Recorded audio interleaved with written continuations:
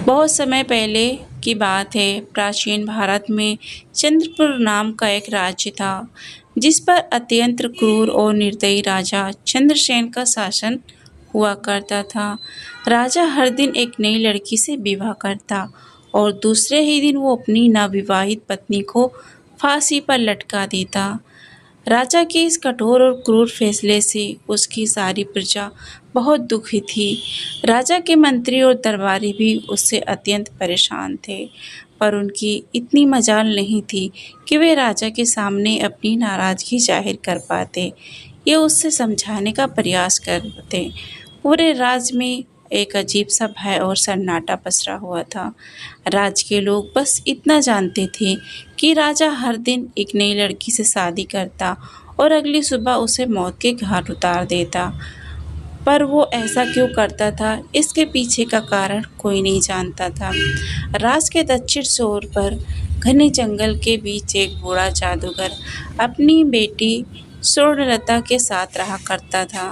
वो राजा के कृत्यों से भली भांति परिचित था, इसलिए समय रहते उसने नगर को छोड़कर जंगलों में रहना शुरू कर दिया था। उसकी बेटी स्वर्णलता अत्यंत सुंदर और अक्लमंद लड़की थी। वो अपने पिता के पास आने वाले हर व्यक्ति की मदद करती। अगर कोई व्यक्ति आता तो उसे औषधियाँ बनाकर ठीक कर देती। अगर कोई दुखी आत्मा उसके पास आती, वो अपनी बातों से उसे सुकून देती। एक दिन जब जादूगर को किसी कार्य से नगर जाना था, तो स्वर्णलता भी जिद करने लगी और उस दिन अपने पिता के साथ चल पड़ी। जब दोनों नगर में प्रवेश करके द्वार पर पहुंचे, तभी नगर से रोते बिलखते राजा को बद्दुआ देते हुए लोग आज फिर से उसके द्वारा फांसी दी गई एक लड़की के शव को उठाए आ रहे थे। बूढ़े जादूगर ने उन्हें देखा तो सारा माजरा समझते देर नहीं लगी। उसने तुरंत अपनी बेटी से वहां से चलने को कहा, परंतु स्वर्णलता बिलखते लोगों को देखा तो उसका हृदय द्रवित हो उठा। वो बोली, नहीं पिताजी, पहले मुझे ये जानना है कि ये लोग इतने दुखी क्यों हैं और ये राजा को भला बुरा क्यों कह रहे हैं। जादूगर के बहुत समझाने पर भी वो वहां से नहीं गई। जब स्वर्णलता ने कुछ लोगों से इसका कारण पूछा, तो लोगों ने एक बार उसे अजीब निगाहों से देखा और बोले, क्या तुम्हें कुछ भी नहीं पता?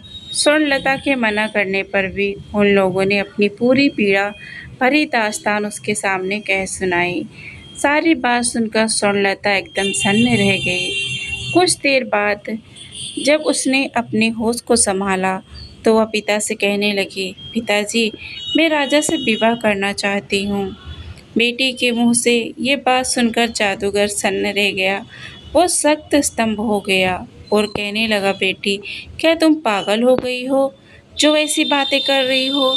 तुम्हें अभी अभी सुना नहीं, वो राजा दूसरे ही दिन अपनी पत्नी की हत्या करवा देता है। स्वर्णलता कहने लगी, पिताजी, मुझे अच्छे से पता है कि मैं क्या कह रही हूँ। आप तो बस मुझे राजा के पास जाने की अनुमति दीजिए। अगर मैं अपनी बुद्धि के बल और सत्य के साथ ये निर्दयी व्यक्ति को बदल सकती हूँ, ये मेरे जीवन की सबसे बड़ी उपलब्धि होगी। वरना एक दिन मरना तो सभी को है और किसी की मृत्यु राजा के हाथ में नहीं, बल्कि उस ऊपर वाले के हाथ में है। बहुत कहने सुनने पर ना चाहते हुए भी जादूगर अपनी बेटी की जिद के आगे झुकना पड़ा। उसने भारी हृदय के साथ अपनी बेटी को राजा के पास जाने की अनुमति दे दी। पिता की आज्ञा मिलने पर स्वर्णलता ने उन्हें प्रणाम किया और एक दृढ़ निश्चय के साथ राजा के महल की ओर चल पड़ी। आखिर राजा विवाह के एक दिन बाद ही अपनी नवविवाहिता पत्नी को फांसी पर क्यों लटका देता था? शुरू से राजा ऐसा क्रूर और निर्दयी नहीं था। वह एक बड़ा ही नेकदिल और प्रजा का ध्यान रखने वाला प्रजापालक राजा था। जब वह विवाह योग हुआ, तो उसके पिता कमल ने उसका विवाह रत्न प्रभा नाम की सुंदर युवती से करा दिया। रत्न प्रभा अपने नाम की तरह अति सुंदर और आकर्षण स्त्री थी। राजा चंद्रसेन भी उसके रूप का कायल हो गया। वो दिलो जान से अपनी पत्नी से प्रेम करने लगा। सब कुछ ठीक ठाक चला। फिर एक दिन ऐसा हुआ कि राजा के पैरों तले जमीन खिसक गई। एक दिन राजा जब कचहरी से सीधे रानी वास की ओर आया, रानी के कक्ष में पहुंचा तो उसने जो दृश्य देखा उसे देखकर वो सन्न रह गया। उसकी पत्नी रत्नीपर्मा एक गुलाम के साथ इश्क लड़ा रही थी। ये देखकर राजा चंद्रसेन का पूरा संसार उजड़ गया। उसने तुरंत अपनी पत्नी रत्नप्रभा और उस गुलाम को जिंदा ही दीवार में चुनवा दिया। रानी रत्नप्रभा की मृत्यु के बाद राजा गुमनामी के समंदर में डूबता चला गया। उसने सबसे मिलना जुलना बंद कर दिया, कचहरी दरबार सब छोड़ दिया, बस एक अंधेरे कमरे में खुद को बंद कर लिया। जब भी राजा आंखें बंद करता उसे अपनी पत्नी और गुलाम का वो दृश्य बार बार याद आता था। समय बीतता गया पर वो दृश्य राजा के दिल दिमाग से मिटा नहीं पाया। बस वहीं से राजा के भीतर एक राक्षस ने जन्म ले लिया। अब वो प्रतिशोध की अग्नि में जलने लगा। राजा ने देश के मंचे हुए चित्रकारों को बुलवाया और रानी और गुलाम का वही दृश्य जो काते वो चित्रित करवाया। फिर उस चित्र को अपने सैन्य कक्ष की दीवार पर टंगवा दिया। अपनी पत्नी की बेवफाई से राजा इतना आहत हुआ कि अब उसे पूरी औरत जात से ही नफरत होने लगी थी। उसके दिल में औरत के प्रति जो नफरत की आग लगी वो कभी बुझ नहीं सकी। इसलिए उसने उस क्षण की विस्मरणीय पीड़ा को कैद करने के लिए वो चित्र अपने सामने रख लिया ताकि कभी भूल न पाए। क्रोध और प्रतिशोध की आग में जलते हुए राजा ने एक भयानक निर्णय लिया। अब वो हर दिन एक नई स्त्री से विवाह करेगा और अगली सुबह उसे मौत के घाट उतरवा देगा। शुरुआत में राजा के इस दर्दनाक और अमानवीय फैसले पर मंत्री ने उसे बहुत समझाने का प्रयास किया, परंतु राजा ने किसी की नहीं सुनी। उसका हृदय अब पत्थर का बन चुका था। तब से लेकर अब तक राजा निर्दयता और क्रूरता से भरा जीवन जी रहा है। इधर जादूगर की बेटी स्वर्णलता भी राजा के महल में पहुंच गई। उसने महल के पहरेदार से कहा, मुझे राजा से मिलना है, मैं उनकी पत्नी बनना चाहती हूँ। ये सुनकर पहरेदार ने उसे अजीब दृष्टि से घूरा, जैसे विश्वास ही ना हो पा रहा हो कि कोई ऐसी लड़की अपनी जान जोखिम में डालने के लिए आई है। फिर उसने चुपचाप उसका संदेश राजा तक पहुंचा दिया। राजा भी ये सुनकर चकरा गया। उसने सोचा, ये कैसी लड़की है जो अपने मृत्यु को खुद ही गले लगाना चाहती है। राजा ने तुरंत सेवकों को आदेश दिया कि उस लड़की को तुरंत उसके सामने लाया जाए। सिपाहियों के साथ आती स्वर्णलता को राजा ने देखा और वो बस उसे देखता ही रह गया। आज तक उसने इतनी मासूम, सुंदर और शांति से भरी स्त्री नहीं देखी थी। स्वर्णलता की आंखों में एक अजीब सी सच्चाई और विश्वास था जिसे राजा ने महसूस किया। पहले तो उसके चेहरे पर एक खुशी की हल्की मुस्कान आ गई, लेकिन फिर कुछ ही क्षणों में वो मुस्कान मुरझा गई और उसके चेहरे पर मायूसी लौट आई। राजा ने बड़ी गंभीरता से स्वर्णलता से पूछा, क्या सोचकर तुम यहाँ आई हो? क्या तुम्हें पता नहीं कि मुझसे विवाह करना यानी मृत्यु को गले लगाना है? स्वर्णलता निश्चल और दृढ़ नायिका की तरह बिना किसी संकोच के राजा की आंखों में आंखें डालकर बोली, हे राजन, मुझे आपके बारे में सब कुछ मालूम है। मैंने सब कुछ जानकर ही आपसे शादी करने का निश्चय किया है। राजा हैरानी होते हुए कहने लगा, ठीक है, अगर तुम सब जानती हो, तुम्हारा यही फैसला है, तो कोई ऐतराज़ नहीं। शादी की तैयारी करो, हम कल ही तुमसे विवाह करेंगे। राजा और जादूगर की बेटी स्वर्णलता का विवाह हो गया। अब स्वर्णलता जादूगर की बेटी रानी और राजा की पत्नी बन चुकी थी। रात को स्वर्णलता ने 16 श्रृंगार किए और सुहाग की सेज पर बैठकर राजा का इंतजार किया। उसकी आंखों में एक अद्भुत विश्वास था, मानो उसने अपने जीवन की सबसे बड़ी चुनौती का सामना किया हो। अब वो अपने नायक के सामने थी। जब राजा चंद्रसेन कमरे में आया और दुल्हन के रूप में सजी हुई स्वर्णलता को देखा तो वो उसकी खूबसूरती का कायल हो गया। लेकिन तभी उसका ध्यान दीवार पर टंगी अपनी मृत पत्नी की तस्वीर की ओर चला गया। उसकी आंखों में एक दर्द और गुस्सा जाग उठा।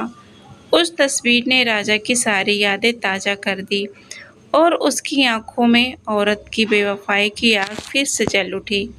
लेकिन राजा के दिल में एक कोने में स्वर्णलता के साहस, उसकी सादगी और उसकी खूबसूरती को देखकर एक अलग ही जगह या शायद कहीं इज्जत बन गई थी। राजा ने गुस्से में कहा, तुमने ये बेवकूफ़ी वाली हरकत क्यों की? ये जानते हुए भी कल सुबह तुम्हें हम कत्ल करवा देंगे। ये नवविवाहिता रानी, तुम्हें क्या हो गया है? स्वर्णलता बड़े ही शिष्टाचार और आदर के साथ अपनी आंखों में बिना डर और बिना झिझक के राजा की आंखों में देखते हुए बोली, मेरे स्वामी, ये फैसला तो उस ऊपर वाले ने किया है और उसका फैसला मुझे हर हाल में मंजूर है। राजा कहने लगा, सुबह तुम्हारे साथ क्या होगा ये जानते हुए भी? रानी स्वर्णलता बोली, महाराज, मैं अच्छी तरह से जानती हूँ। सुबह होते ही आप मुझे मरवा देंगे, लेकिन उससे पहले मेरे पास आज की पूरी रात और मोहब्बत की खुशी को लंबाई से नापा नहीं जा सकता, बल्कि उसकी गहराई देखी जाती है। राजा कहने लगा, तुम्हारी इन दिल फरे बातों को मेरे ऊपर कोई असर नहीं पड़ने वाला। रानी स्वर्णलता बड़े ही प्रेम और मर्यादा के साथ कहने लगी, हे स्वामी, मैं एक रात के लिए ही सही पर आपकी पत्नी तो हूँ। इस नाते इस रात पर मेरा पूरा हक है। सुबह जो आप करना आप कर लीजिएगा। वो बोली, महाराज, पर अभी के लिए आप इस गुस्से को त्याग दीजिए और थोड़े शांत हो जाइए। रानी स्वर्णलता की बात सुनकर राजा का क्रोध ठंडा पड़ जाता है और वो आराम से कमरे में रखी हुई एक कुर्सी पर जाकर बैठ जाता है। रानी स्वर्णलता कहने लगी, महाराज, आज की रात आपका दिल बहलाने के लिए मैं आपको क्या सुनाऊं? कोई किस्सा सुनाऊं? कोई शेर सुनाऊं? क्या कोई शायरी या फिर कोई गाना सुनाऊं? राजा कहने लगा, तुम मेरी एक रात की रानी हो और इस रात पर तुम्हारा पूरा हक है। चलो तुम कोई एक किस्सा सुना दो। रानी बड़े अदब से राजा को एक किस्सा सुनाना शुरू कर देती है। एक व्यापारी था, उसकी बीवी, एक जवान बेटी और दो छोटे बेटे थे। बेटी जवान होने के कारण व्यापारी को दिन रात उसके विवाह की चिंता सताती थी। वो पैसे जोड़कर अपनी बेटी का विवाह धूमधाम से करना चाहता था। एक बार उसे व्यापार के लिए परदेश जाना था। सफ़र लंबा था, इसलिए वो अपने घर वालों से कुछ दिनों में आने के लिए कहकर गया।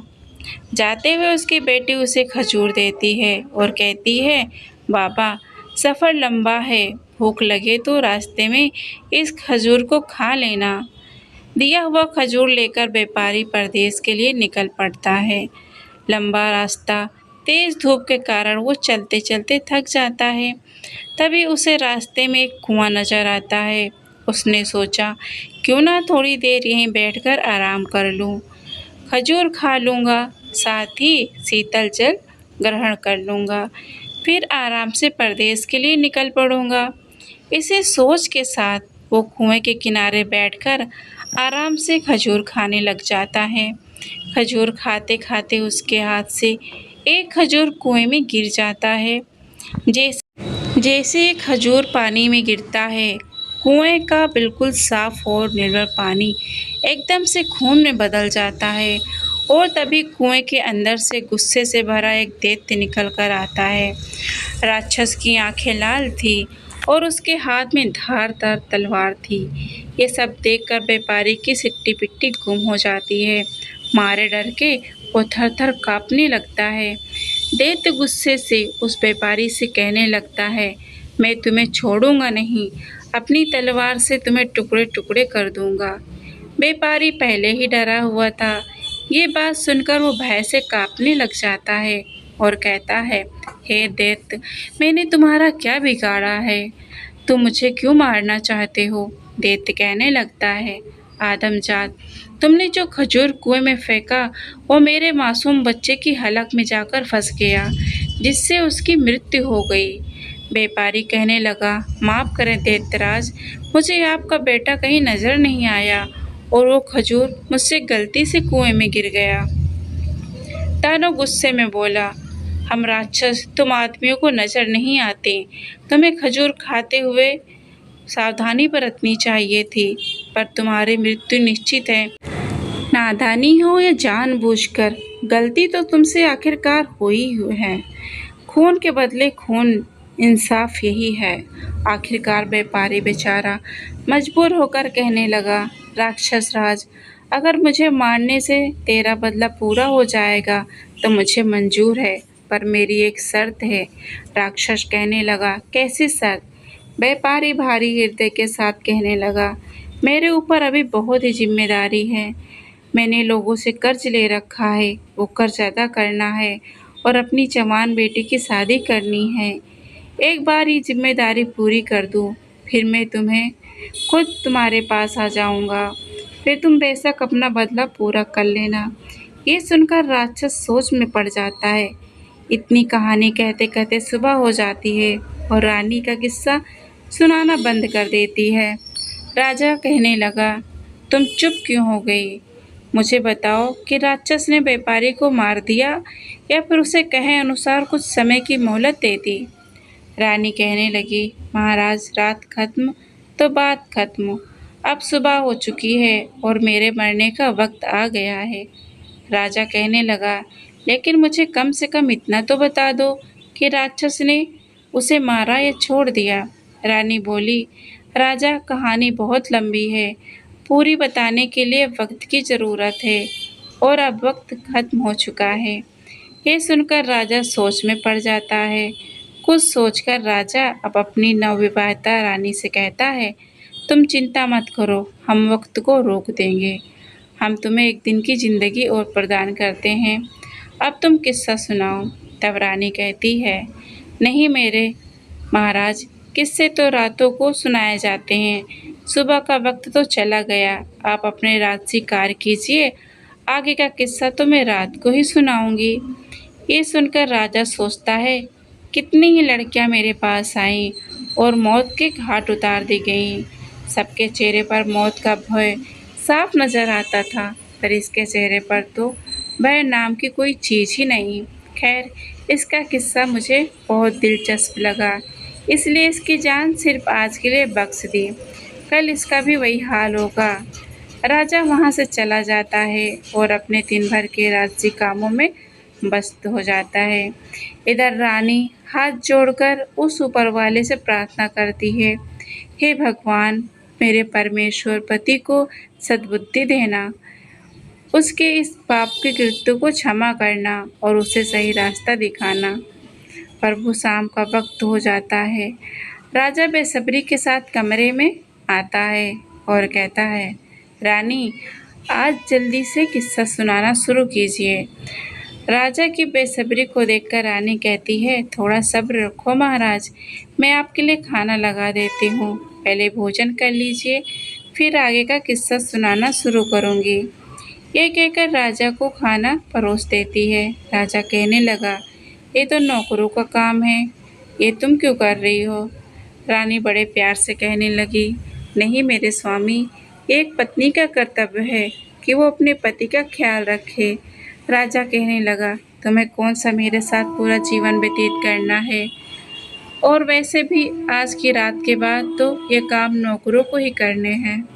रानी कहने लगी, स्वामी, आज की रात ही सही, पर आपकी सेवा करने का मौका तो मिला। मरते समय सुकून से मर सकूंगी कि जितना भी समय मिला मैंने अपने पति की सेवा की।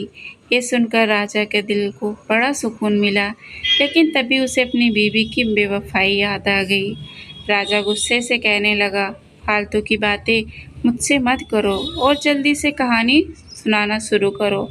राजा की बात सुनकर रानी किस्सा सुनाना शुरू कर देती है। व्यापारी की बात सुनकर थोड़ी देर विचार करके दैत्य बोला, अगर मैं तुम्हें कुछ समय की मोहलत दे दूं तो क्या गारंटी है कि तुम वापस आओगे? व्यापारी कहने लगा, हे राक्षस राज, उस ऊपर वाले की कसम खाकर, भगवान की कसम खाकर कहता हूँ कि मैं अपने कामों को अंजाम देकर यहाँ फिर से आऊँगा और खुद तुम्हारे हवाले अपने आप को कर दूँगा। मेरा विश्वास करो। दैत्य कहने लगा, ठीक है, मैं तुम्हें 40 दिन का मोहलत देता हूँ। व्यापारी दैत्य का शुक्रिया अदा करते हुए अपने घर की तरफ चल देता है। कुछ दिन के सफर के बाद वो अपने घर पहुंच जाता है। व्यापारी को घर आया देखकर उसकी पत्नी और बच्चे खुश हो जाते हैं। उसकी पत्नी कहती है, स्वामी आप थक गए होंगे, हाथ मुंह धो लीजिए, तभी मैं आपके लिए खाना लगाती हूँ। इस बार पता नहीं क्यों मेरा दिल बहुत घबराया हुआ है। शुक्र है उस भगवान का, आप सही सलामत घर पर आ गए। उसकी पत्नी के मुंह से यह बात सुनकर अंदर ही अंदर व्यापारी का हृदय पीड़ा से तड़प उठता है। उसने सोचा, जब हमेशा के लिए जाऊंगा तो मेरी पत्नी और मेरे बच्चों का क्या होगा। व्यापारी ने कागज के अंदर अपनी जिंदगी के बचे हुए दिन लिखे होते हैं। धीरे धीरे समय बीतता जा रहा था। व्यापारी के जीवन के बचे हुए दिन धीरे धीरे कट रहे थे। उसने अपनी बेटी के लिए योग्य रिश्ता देखकर उसकी शादी कर दी और उसे विदा कर दिया। खुशी के साथ साथ व्यापारी के अंदर से दुख भी था, क्योंकि आज उसकी अंतिम रात थी। कल का दिन उसका आखिरी दिन था। कल वो दैत्य उसे टुकड़े टुकड़े कर देगा। व्यापारी बिस्तर पर पड़ा पड़ा यही सोच रहा था। नींद उसकी आंखों से कोसों दूर थी। उसे रह रहकर ये बात खाई जा रही थी कि उसके मरने के बाद उसकी पत्नी और बच्चों का क्या होगा। दुखी हृदय के साथ व्यापारी उठकर बैठ जाता है और सिसक सिसक रोने लगता है। उसके रोने की आवाज़ सुनकर उसकी पत्नी भी उठ जाती है। व्यापारी को ऐसे रोते हुए देखकर घबराकर वो उससे पूछती है, क्या हुआ स्वामी, आप रो क्यों रहे हैं। व्यापारी पहले तो बात टालने की कोशिश करता है, लेकिन जब उसकी पत्नी ने ज़्यादा जोर देकर पूछा तो वो टूट गया और सारा किस्सा अपनी पत्नी को रोते रोते सुना दिया। सारी बात सुनकर व्यापारी की पत्नी का कलेजा मुंह को आ जाता है। वो तड़प उठती है और कहती है, स्वामी आपकी जगह मैं उस दैत्य के पास जाऊंगी। मुझे चाहे कुछ भी हो जाए, चाहे वो दैत्य बेशक मेरी जान ले ले, पर मैं आपको कुछ भी नहीं होने दूंगी। किस्से के बीच में ही राजा बोल पड़ता है, वाह क्या औरत है, ऐसी औरत भी दुनिया में होती है। ऐसी नेक और वफादार बीवी की दहलीज पर तो फरिश्ते भी अपना सिर झुका दें। रानी कहने लगी, बिल्कुल ठीक कहा महाराज। कुछ बदचलन औरतें होती हैं जिनकी वजह से सभी औरतों पर उंगली उठाई जाती हैं, पर सबको ऐसा समझ लिया जाता है। यह सुनकर राजा सोच में पड़ जाता है। रानी फिर आगे का किस्सा सुनाना शुरू कर देती है। व्यापारी अपनी पत्नी को समझाते हुए कहता है, ऐसी बात मत करो प्रिय, अगर तुम्हें कुछ हो जाए तो धिक्कार है मेरे ऊपर। तुम्हें ये भी कैसे कह दिया कि तुम मेरी जगह उस राक्षस के पास चली जाओगी। गलती तो मुझसे हुई है और इस गलती की सज़ा तो मुझे ही भोगनी पड़ेगी। तुम मेरे बच्चों का ख्याल रखना, उन्हें मेरी कभी कमी महसूस मत होने देना। व्यापारी अपनी पत्नी को खूब समझाता है। ऐसे ही बातों बातों में रात निकल जाती है और सुबह हो जाती है। व्यापारी भारी हृदय के साथ अपने छोटे बच्चों और बीवी को गले लगाकर उनसे विदाई लेकर वहाँ से निकल पड़ता है। लंबा रास्ता तय करके वह उसी जगह पहुँच जाता है जहाँ उसे वह दैत्य मिला था। व्यापारी दैत्य को आवाज़ देता है, राक्षस राज मैं तुम्हारे पास आ गया हूँ। मेरे 40 दिन पूरे हो गए हैं। आओ मेरी जान लेकर अपना बदला पूरा कर लो। व्यापारी की बात सुनकर दैत्य बाहर आ जाता है और व्यापारी से कहता है, तुम बहुत बहादुर हो, तो इस तरह खुद मेरे पास मौत के मुंह में चल कर आए हो। लेकिन ए आदम, मैं तुम्हें मारूंगा नहीं, क्योंकि मैंने तुम्हें माफ़ कर दिया। दैत्य आगे कहता है, जब तुमने मुझसे समय मांगा था तब मुझे तुम्हारे ऊपर यकीन नहीं था, इसलिए उसी दिन से मैं तुम्हारा पीछा कर रहा हूँ। तुमने जो कुछ भी कहा था वो बिल्कुल सच था। अब जाओ और अपनी बीवी बच्चों को संभालो, तुम्हारे बिन उनका रो रो कर बुरा हाल है। दैत्य के मुँह से ये बातें सुनकर व्यापारी की खुशी का ठिकाना नहीं रहा। उसने उस दैत्य का हाथ जोड़कर शुक्रिया किया।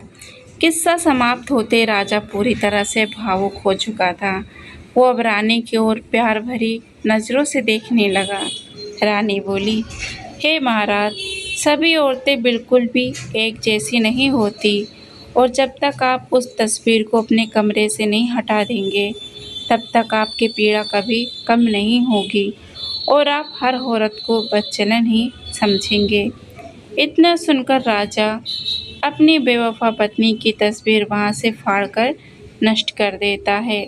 फिर रानी के हाथों अपने हाथ में लेकर वो कहता है, हे रानी, आज तुमने मेरा हृदय परिवर्तित कर दिया है।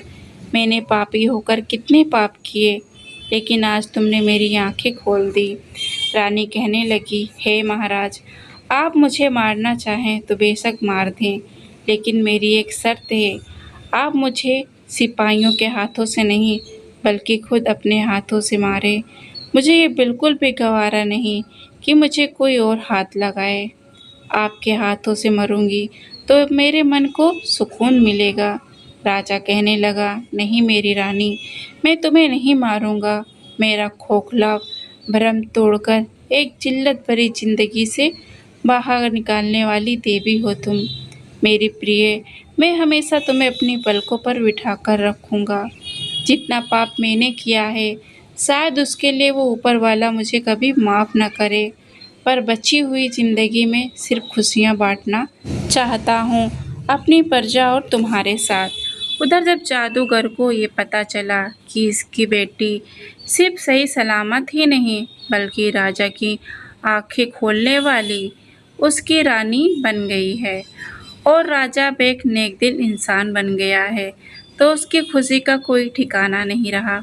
राजा चंद्रसेन और उसकी पत्नी रानी स्वर्णलता ने साथ में हंसी खुशी जीवन व्यतीत किया। व्यापारी ने अपनी गलती की सजा स्वीकार की, लेकिन उसकी पत्नी और बेटी की निष्ठा और प्रेम ने उन्हें अंत एक नई राह दिखाई।